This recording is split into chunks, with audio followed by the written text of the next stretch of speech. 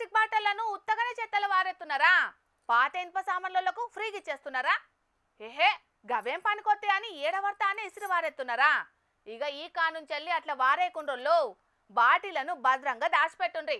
పనికిరాని ప్లాస్టిక్ బాటిళ్లకు బదులు ఎంతో పనికొచ్చే వాటిని ఇంటికి తీసుకుపోండ్రి. ఏంది, నమ్మబుద్ధి అయితలేదా? అట్లయితే ఇక ఆలస్యం చేయకుండా చెన్నై పోవాల్సిందే. చలో మెరీనా బీచ్. వారెవ్వా, గమ్మత్తున్నది కదా మిషను. గీ బులుగు డబ్బాల ప్లాస్టిక్ డబ్బాను వారేయంగాల్నే పక్కపంటున్న మిషన్లకెని బట్ట సంచి బయటకొస్తున్నది. ఎల్లిన సంచి కూడా మంచిగా బందవస్తే ఉన్నది. ప్లాస్టిక్ బాటళ్లను ఉత్తగా వారేస్తే పర్యావరణ కాలుష్యం తప్ప ఏం రాదు.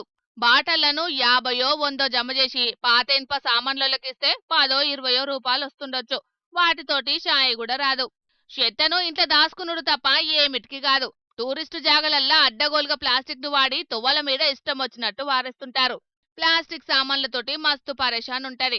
ఇక సముద్రాల దిక్కైతే ఇంకింత పరేషాన్ ఎక్కువనే ఉంటది. గందికే ప్లాస్టిక్ వస్తువులు ఏడ పడితే ఆడ వారేస్తే సముద్రంలోకి పోయి జీవులకు ముప్పు చేస్తున్నాయని గీ ఉపాయం చేసిండ్రట చెన్నై బీచ్ దిక్కు సర్కారోళ్ళు. చెత్త డబ్బాలు పెట్టినా ఫాయిదా ఉంటలేదట. అవి ఉన్న కాడికి ఏం పోతామని ఏడ పడితే అన్నే వాడేస్తున్నారట. ఇక ఫ్రీగా అంటే ఎవరు వడేరని టూరిస్టులకు పనికొచ్చే చేతి సంచులను ఉత్తగా ఇచ్చే పని ముంగటేసుకున్నారు. ఎన్ని బాటలు పడైతే అన్ని సంచులు ఉత్తగానే వస్తున్నాయి అన్నట్టు.